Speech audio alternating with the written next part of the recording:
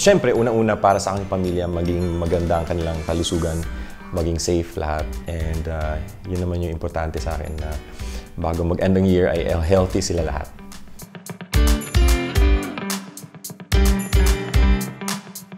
Hindi siguro material na bagay, pero maging magandang ehemplo sa mga tao, makita nila na pwede lang tularan sa kahit paano yung aking buhay, maging inspiration sa lahat.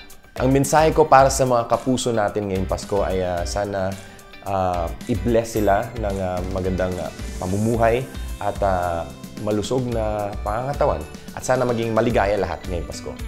Merry Christmas mga kapuso!